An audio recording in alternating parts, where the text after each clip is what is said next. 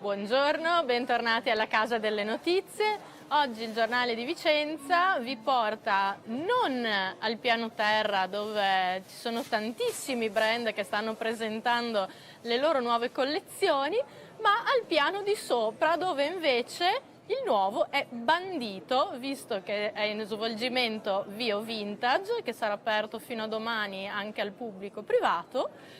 E si parla appunto di orologi di secondo polso, gioielli d'epoca, retro. Quindi passiamo subito a parlarne con Matteo Pollini, Exhibition Manager appunto di Vio Vintage. Buongiorno. Françoise Isot di Italian Vintage Jewelry di Crema e Jacopo Spangaro della Spangaro Co. di Udine. Matteo Pollini, cosa succede al piano di sopra? Buongiorno. Al piano di sopra si svolge una manifestazione ormai entrata regolarmente nel calendario degli appuntamenti di Vicenza Oro. La manifestazione è Vicenza Oro Vintage, è l'unica area di Vicenza Oro aperta al pubblico, quindi agli appassionati di orologeria, agli appassionati di gioielleria di pregio, antica e vintage, che possono entrare tranquillamente, osservare i pezzi che sono esposti, quindi una selezione di 46 espositori divisi equamente fra gioielleria ed orologeria vintage, e avere un'opportunità effettivamente per osservare da vicino dei pezzi unici. Questo ovviamente per acquistare eventualmente questi pezzi, ma anche per una giornata all'insegna della cultura. È comunque un modo per apprezzare degli oggetti belli, ben fatti, che hanno una storia alle loro spalle, in un ambiente sicuro, in primo luogo, tranquillo, dove si possono incontrare tanti altri appassionati, scambiare opinioni e, perché no, mangiare qualcosa e anche osservare delle mostre. In particolare la mostra di Panerai, di cui eventualmente poi possiamo anche Dopo parlare. ci racconterai qualcosa, certo. allora. Jacopo Spangaro, la vostra azienda ha 50 anni, vi occupavate di produzione di gioielli, riparazione di orologi, poi sei entrato tu. Cosa è successo? Sono entrato io e diciamo che in generale ho passato tutta la mia scuola di infanzia con delle note in cui mi dicevano il signor Spangaro, l'alunno Spangaro, interrompe la lezione facendo domande. Far domande a volte porta anche tante risposte, a me piace chiedere, scoprire, e proprio con la scoperta del tratto distintivo che ha sempre caratterizzato il mio carattere e la mia persona. Quindi da lì è iniziata una vera e propria scoperta di ciò che unisce, oltre la nostra storicità, ovvero tutto ciò che è legato ai preziosi, a cosa significa collezionare, alle persone che ci sono dietro, ai legami che si possono creare con questo tipo di collezionista e soprattutto alla ricerca di oggetti nuovi. Quindi da una produzione ci siamo evoluti fino ad arrivare ad essere casa d'aste, quindi è stata una bella corsa, aste evento in particolare, ecco. Ecco, invece Françoise da di grandissimi brand al vintage, com'è successo? È un percorso professionale, un percorso soprattutto di passione per la gioielleria, che mi ha portato un po' naturalmente, prima per hobby e poi per lavoro, verso un percorso mio che è diventato una mia azienda, e proprio perché ritrovavo non solo degli oggetti che parlano, che raccontano delle storie, ma spesso con delle persone alle spalle che magari ho anche conosciuto, delle storie di famiglie, delle storie d'Italia. Quindi tutta questa parte mi è piaciuto moltissimo. Si dice che il marketing è molto storytelling e io dico sempre che delle storie ne ho talmente tante da raccontare che magari sono anche troppe, no? Perché ogni oggetto poi ha una storia incredibile, in un contesto particolare di una famiglia, del mondo sociale all'epoca in Italia, eccetera. Quindi questo è un po' quello che mi piace fare oggi. Ecco, Jacopo, una parte, mi dicevi, molto bella di questo lavoro è andare a caccia dei pezzi. Come si va a caccia? Dove si va? Come si scoprono queste rarità? Allora, il bello della caccia è che hai sicuramente un sacco di energia da investire con la speranza di prendere qualcosa. La caccia vuol dire avere una fittissima rete, come fa il pescatore che ha una rete per prendere tanti pesci. Meglio è posizionata la rete, meglio funziona, quindi bisogna posizionarla nei punti dove la corrente passa in maniera ottimale. In questo caso la rete sono i contatti, quindi le persone sono coloro, tutti i collezionisti, tutti i commercianti anche che abbiamo in giro per il mondo, a volte segnalano che a quell'ora di quel giorno ci può essere un cliente interessato o a vendere un oggetto o ad acquistare un oggetto. Quindi lì il tempismo è sempre la cosa più importante, come in tutte le cose, non c'è tempo di aspettare né di pensare, bisogna partire. Io all'anno dico a tutti che finisco un sacco di suole delle scarpe, gomme delle macchine, aerei, quando ti chiedono come fai a trovare certe cose, e dico correndo e soprattutto creando una relazione di fiducia con la persona, nel senso che in particolare con le aste evento che noi creiamo si crea un rapporto che è non solo legato a una transazione economica, quindi io vendo o tu mi vendi, ma è legato appunto a un momento davvero conviviale, quindi riscoprire quelle che sono le passioni dell'uomo con questo tempo dedicato proprio alla persona che ti porta ad avere l'oggetto unico. E si fanno cose pazze, poi ci sono 1000 aneddoti come anche lei può confermare. Quindi uno? E È difficile che si può dire uno. anche. Ecco, No, che si può dire sì, fino a che esatto, perché non quella vogliamo conseguenze legali. No, legali no, magari del buon costume, nel senso che a volte sono proprio il tempismo con cui bisogna partire e trovare una situazione. A tanti capita appunto di dire beh dai, mi verrai a trovare a Singapore una volta, e a volte gli si può rispondere domani magari, cioè proprio prendere la parola, l'offerta, perché se c'è un qualcosa, come ho già detto, il tempo è colui che diventa il comandante dell'operazione, quindi partire, essere i primi ad arrivare in quel determinato punto, in quella determinata cosa. Ho avuto la fortuna di conoscere tanti cacciatori di tesori, davvero, cioè ci sono persone che investono anche, è semplice, magari in alcune spiagge banalmente, no? Di posti molto, molto inflazionati a livello internazionale, ci sono dei semplici ospiti della spiaggia che in realtà sono lì a tessere le proprie reti, quindi dove passano magari persone che hanno una certa disponibilità, una certa capacità di frequentare anche zone inarrivabili magari a qualcuno, non dal punto di vista economico, ma proprio dal punto di vista di liste d'attesa, piuttosto che dove si crea una certa esclusività. Tante volte sta proprio nel raccontare un segreto che non si può trasferire ad altri, di avere quel determinato oggetto, quel possesso, quella cosa nascosta che crea questo qua. Mi è capitato appunto nei posti più impensabili, banalmente l'ultima, alla messa di Natale che uno generalmente è un momento che dovrebbe essere più rilassato. Tante volte mi viene detto ma già che ti vedo che non sono di qua, scusa se colgo l'occasione, ma io avrei sta cosa qua, però io parto, perché dopo l'1 parto, come facciamo? Il 25 adesso, 26 si riposa, però guarda, proprio domani potrei avere un'oretta di quelle. Sì, questo è uno degli aneddoti vari. Alle messe di Natale sono momenti in cui si comprano grandi cose di solito, sì.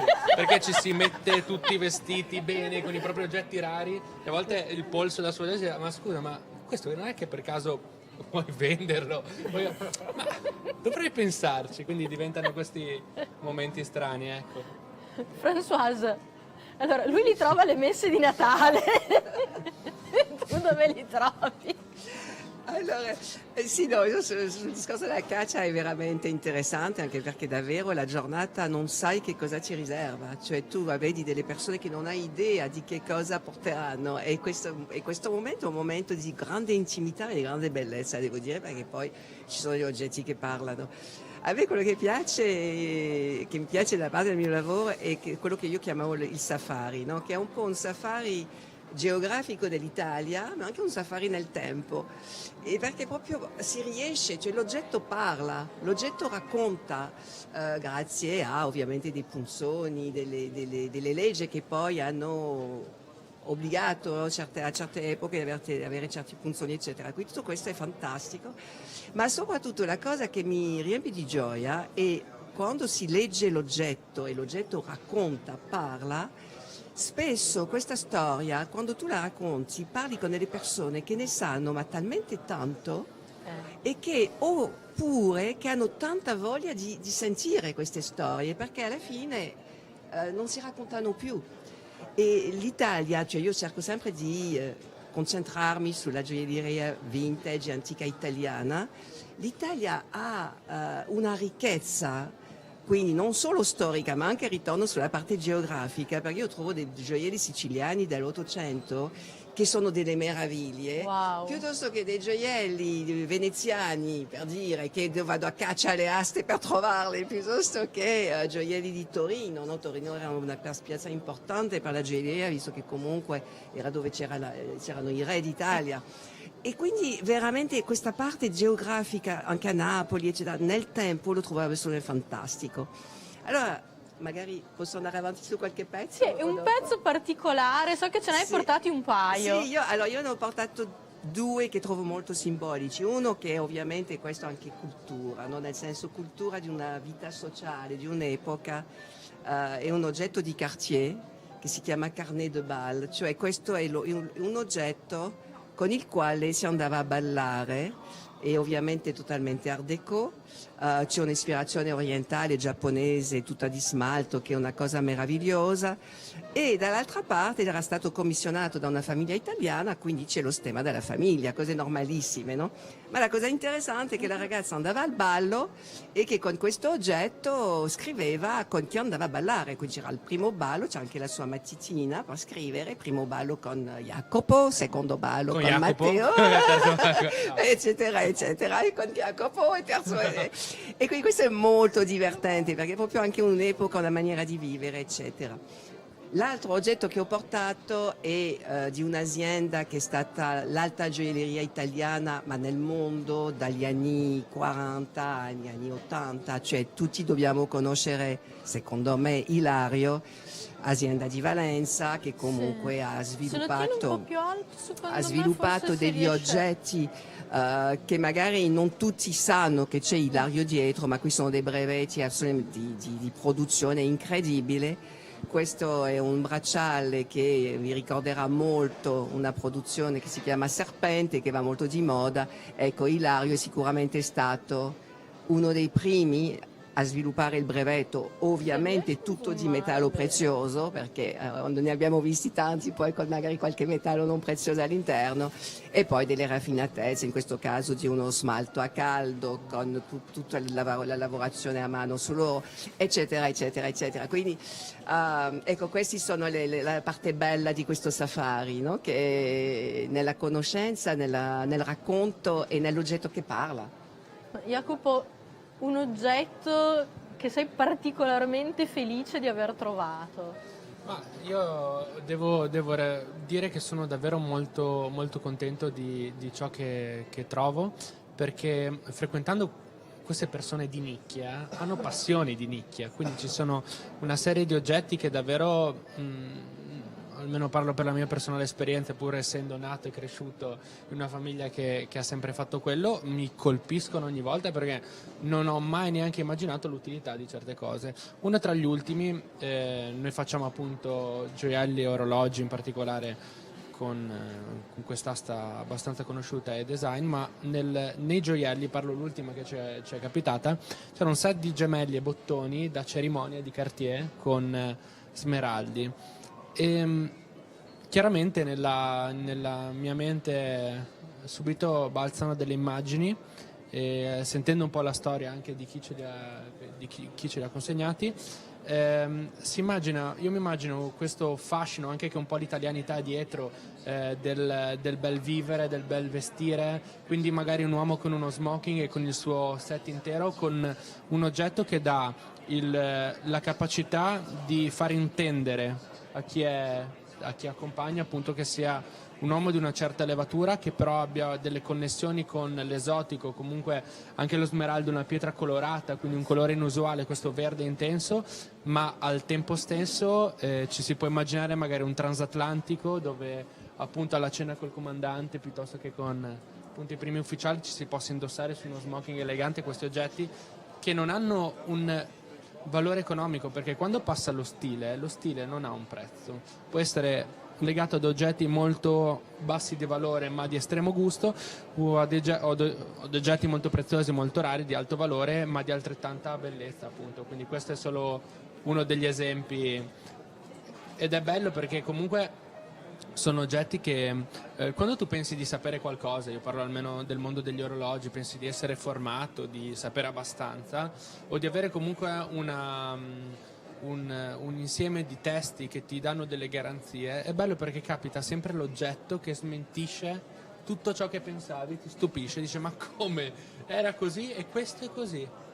E allora lì ti metti in discussione ogni volta, è una grossa palestra di umiltà, di studio, di mettersi in discussione continuamente, quindi questo è bello, insomma. Ecco, questo mettersi in discussione mi porta proprio alla domanda che volevo fare a Matteo Pollini. La Fiera di Vicenza, lo sappiamo, l'anno scorso Vicenza Oro ha compiuto 70 anni a presentare nuove collezioni. Pochi anni fa si è deciso di affiancare appunto il vintage. Come è nata e si completano in un certo senso. Certo, sì. L'aggancio è giustissimo e tra l'altro è interessantissimo aver sentito tutte queste storie, perché effettivamente è esattamente il concetto che c'è dietro alla manifestazione Bio Vintage. I 70 anni di storia di Vicenza Oro sono legati chiaramente adesso da questa prospettiva al passato, ma dobbiamo guardare al futuro, e tante volte per guardare al futuro dobbiamo veramente guardare al passato. In che modo? Facendo appunto cultura, facendo avvicinare il pubblico che comunque può accedere a Vicenza Oro Vintage alle cose belle, al racconto di storie passate, ma che comunque avvengono attraverso degli oggetti preziosi, degli oggetti che hanno richiesto molto lavoro, impegno, storia, che sono entrati anche un po' nell'essere oggetti iconici all'interno della storia del costume. Quindi è un modo anche per sensibilizzare il pubblico a questo tipo di oggetti, e questo sicuramente rientra benissimo all'interno di una logica attraverso la quale Vicenza Oro guarda verso il futuro, proprio attraverso il passato e attraverso il vintage in questo caso, aprendosi anche agli orologi chiaramente in questo caso. Anche perché comunque quello del vintage, delle aste, dell'orologio di secondo polso è anche un mercato che sta tirando tanto. Certo, assolutamente, e oltre a questo, appunto, ripeto, per noi è comunque importante, per Vicenza Oro, quindi Bio Vintage, importante anche fare la giusta selezione, vista anche l'espansione di questo mercato, di quelli che sono gli espositori che espongo all'interno di Bio Vintage. Lo spazio è insomma volutamente selezionato, molto sicuro. È uno spazio dove ci si può fare un po' una coccola e prendersi del tempo, quindi è meno numero, più selezione, ricerca, osservare da vicino, prendersi del tempo per parlare con degli espositori. Scusate se vi chiamo espositori, ma effettivamente insomma Tecnicamente è corretto. Sì, no, ma perché effettivamente è un po' riduttivo. Si tratta veramente di persone che hanno una conoscenza incredibile di quello che propongono, che sanno veramente raccontare delle storie appassionanti. Lo stiamo vedendo anche durante questo incontro, e quindi veramente quello che posso fare è invitare ogni persona che può nella giornata di oggi e anche di domani a visitare la manifestazione, perché veramente si può sentire da vicino tutto questo, oltre che vedere cose meravigliose, oggetti meravigliosi. Françoise, abbiamo parlato di come trovate i pezzi, ma i clienti dove li incontrate, cosa vi chiedono? I clienti si trovano in tutto il mondo e questo aspetto internazionale del vintage è una cosa che mi stupisce veramente tantissimo. Cioè, ci sono gli appassionati di gioielleria antica o vintage in tutto il mondo, e quindi dove li troviamo? Anche lì ci sono tante storie. Diciamo che sicuramente un evento come questo di Bio Vintage è una grande vetrina per noi, cioè una grande occasione, quindi su questo possiamo veramente ringraziare Vicenza, la fiera di Vicenza, perché questo è un'opportunità. Ecco, viviamo un po' con la valigia, nel senso che io arrivo da Miami, il mese precedente ero a Hong Kong, qui sarò in partenza verso la Germania, cioè viviamo un po' con una valigia personale nostra, l'altra viaggia diversamente e ovviamente c'è sempre l'ansia che arrivi in tempo, eccetera, e i clienti sono delle buone occasioni per trovarli. E poi ci sono veramente delle cose incredibili su dei pezzi speciali. È il cliente che ti trova, nel senso che trova il pezzo. Io sono ancora, per raccontare una cosa, ma così, senza andare troppo nel dettaglio, di un bracciale Buccellati, anni 50, Mario Buccellati, tutte le sue funzioni, Milano 15, eccetera, eccetera. È proprio un pezzo meraviglioso, io lo adoravo, me lo guardavo, vi parlavo con questo pezzo. No? Un giorno una chiamata a una persona con un numero inglese e che lo voleva semplicemente provare che sia la sua misura. E dico, guardi, sono a Milano, vediamo. È arrivata con un suo jet privato, cioè non c'era nemmeno il problema di come è arrivata con il jet privato e arriva, cosa molto divertente, con un bracciale Buccellati al polso. Io dico, beh, questa va bene, mette l'altro, perfetto, è perfetto, va bene. Così, cioè proprio lei aveva già tutta una conoscenza di che cosa fosse questo oggetto, era meraviglioso, c'era poco da... L'ha provato, gli stava, basta, appunto, fatto. Un'altra che mi ha comprato, anche lì pezzo della storia italiana, adesso scusatemi perché magari racconto, ma è talmente appassionante, un bracciale Snake, un bracciale Snake bulgari degli anni 60, una cosa che ho avuto la fortuna di avere una volta, non so se ne avrò un secondo, perché non lo so. Questo vi posso dire che è stato venduto a una persona che non l'ha nemmeno visto realmente, l'ha ricevuto 3 mesi dopo averlo comprato. È un acquisto molto importante, ma l'ha preso comunque a priori perché voleva essere sicura di averlo, non era sicura di avere il tempo di arrivare seconda. E quindi sono delle cose veramente incredibili vedere questa proprio anche volontà di certe persone di fare collezione, no? Di oggetti belli che raccontano un'epoca precisa. Il bello è il motore primo del mondo. Sì, ci muoviamo dietro la bellezza, quindi quello è davvero ciò che muove la ricerca, la rarità e soprattutto completa in un mondo estremamente razionale, la bellezza riesce a colmare tutto ciò che invece è il tuo irrazionale e ne abbiamo sempre più bisogno. È così vero. Tu parlavi anche di lentezza. Esatto, il tempo lento, una cosa di cui io non sono granché capace in questa fase della vita, ma che stimo molto e apprezzo, nel senso che la mia vita attualmente è dentro una lavatrice in cui vengo ribaltato da una parte all'altra, ma ne esco ogni volta con un profumo e con un sapore diverso. E in questo caso il tempo lento, e forse ciò che ci fa davvero appassionare al vintage, al collezionismo, è che fino agli anni 60 il tempo dedicato alla realizzazione di un oggetto era molto superiore. Questo era dato anche dai costi della manodopera, soprattutto dall'abitudine. Ora noi possiamo prendere un volo last minute in un secondo, possiamo andare dove vogliamo, con semplicità possiamo avere ciò che vogliamo ordinandolo online. Ci siamo abituati a questi tempi veloci, pertanto anche questa fretta di attendere, no, voglio avere quell'oggetto subito, devi farmelo subito. Una volta la raffinatezza e il valore di un oggetto non era dato dal tempo in cui si produceva, ma era dato dalla qualità e dalla raffinatezza produttiva ed estetica che aveva. Quindi questo tempo lento da riportare anche al cliente, comprare con lentezza, parlarci, raccontarci, toccare, vedere, sentire, produrre con il giusto tempo. Certe lavorazioni, per fare alcuni quadranti di un orologio ci vogliono circa 200 passaggi, dall'inizio della produzione alla fine passano più di 2 anni.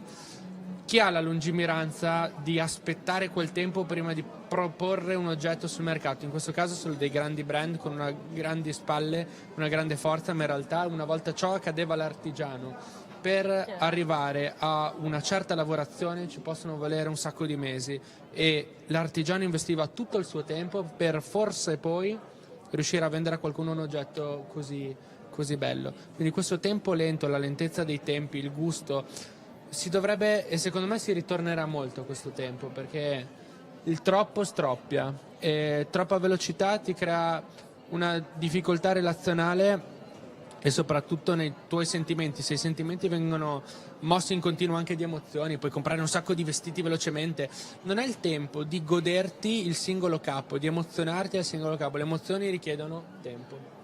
Il tempo purtroppo per noi invece è scaduto, noi continueremo ad ascoltare queste storie per un'altra mezz'ora, ma purtroppo dobbiamo salutarvi, quindi ringraziamo Matteo Pollini, Exhibition Manager di Vio Vintage, Françoise Isot di Italian Vintage Jewelry Grazie. e Jacopo Spangaro di Spangaro Co. Vi abbiamo raccontato loro, ma a Vio Vintage, oltre a incontrare loro, potete trovare altri espositori con tante altre storie. E noi invece torneremo domani per parlarvi di T-Gold e anche anticiparvi l'appuntamento che sarà a settembre con il Symposium sempre della tecnologia, ma di questo appunto domani.